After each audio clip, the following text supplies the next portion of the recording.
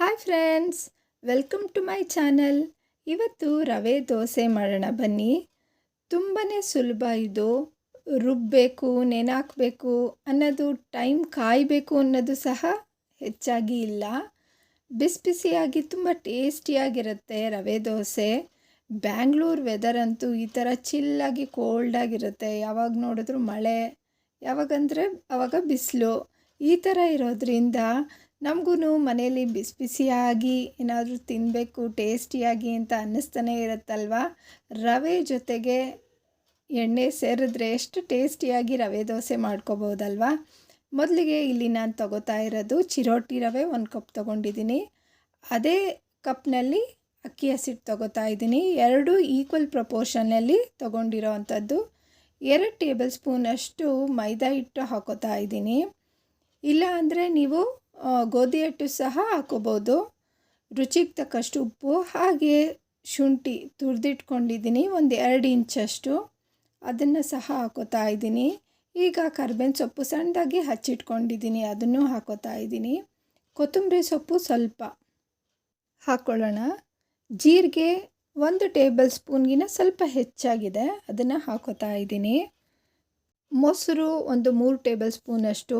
ನಾವಿಲ್ಲಿ ನೆನಾಕಿ ರುಬ್ಬೋದಿಲ್ವಲ್ಲ, ಅದು ಫರ್ಮೆಂಟೇಷನ್ಗೋಸ್ಕರ ಮೃದುವಾಗಿ ಸ್ವಲ್ಪ ಗರ್ಗರಿಯಂಗೆ ಬರೋದಕ್ಕೋಸ್ಕರ ಮೊಸರನ್ನ ಹಾಕೋತೀವಿ.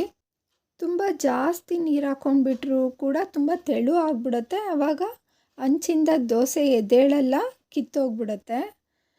ಅದರ ಜೊತೆಗೆ ನಾವು ಉಪ್ಪಿಟ್ಟಿನ ರವೆಯನ್ನು ಹಾಕ್ಕೊಂಡು ಮಾಡೋದಾದರೆ ಒಂದು ಸ್ವಲ್ಪ ಮಿಕ್ಸಿಲಿ ಬ್ಲೆಂಡ್ ಹಾಕ್ಕೊಂಡು ಮಿಕ್ಸ್ ಮಾಡಿಕೊಂಡ್ರೆ ಉಪ್ಪಿಟ್ಟಿನ ರವೆಲಿ ಸಹ ದೋಸೆ ಮಾಡ್ಬೋದು.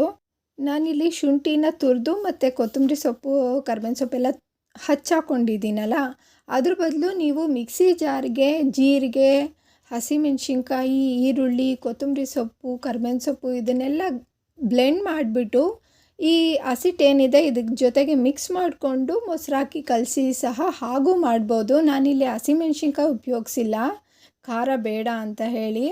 ಇದ್ರ ಜೊತೆಗೆ ನಾವು ಇದೇ ಹಿಟ್ಟಿಗೆ ಕ್ಯಾರೆಟ್ ತುರಿದು ಹಾಕೋಬೋದು. ಸಣ್ಣಗೆ ಈರುಳ್ಳಿನ ಹಚ್ಚಾಕೊಂಡ್ರೂ ಸಹ ಚೆನ್ನಾಗಿ ಬರುತ್ತೆ ದೋಸೆ.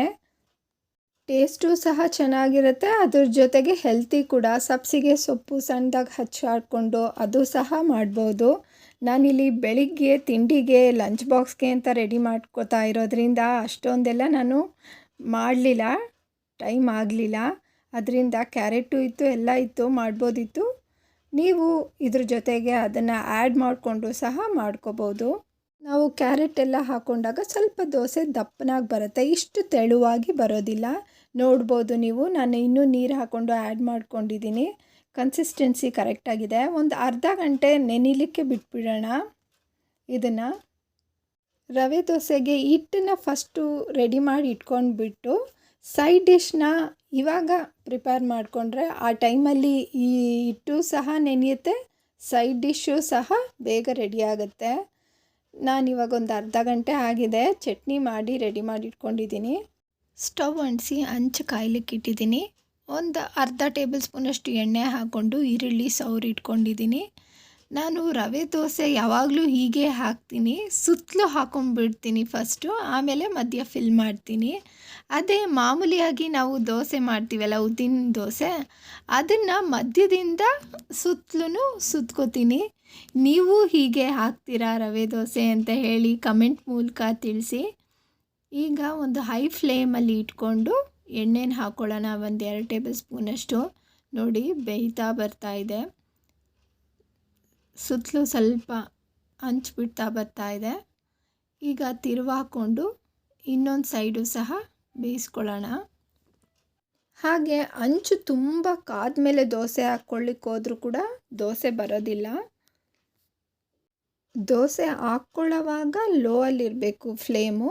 ದೋಸೆ ಹಾಕ್ಕೊಂಡಿದ್ದಾದಮೇಲೆ ಹೈ ಫ್ಲೇಮಲ್ಲಿ ದೋಸೆನ ಬೇಯಿಸಬೇಕು. ಆವಾಗ ಕ್ರಿಸ್ಪಾಗಿ ತುಂಬ ಕಲರು ಕೂಡ ತುಂಬ ಚೆನ್ನಾಗಿ ಬರುತ್ತೆ. ಇನ್ನು ನೆಕ್ಸ್ಟ್ ದೋಸೆನ ಸಹ ಹಂಚನ್ನು ಕ್ಲೀನ್ ಮಾಡಿ ಇನ್ನು ದೋಸೆನ ಹಾಕೋತಾ ಇದ್ದೀನಿ. ಹೇಗೆ ಅನ್ನಿಸ್ತು ಈ ರೆಸಿಪಿ ಅಂತ ಹೇಳಿ ಕಮೆಂಟ್ ಮೂಲಕ ತಿಳಿಸಿ. ಎಷ್ಟು ತೆಳುವಾಗಿ ಬಂದಿದೆ ನೋಡಿ. Thank you for watching. See you in the next video. Bye.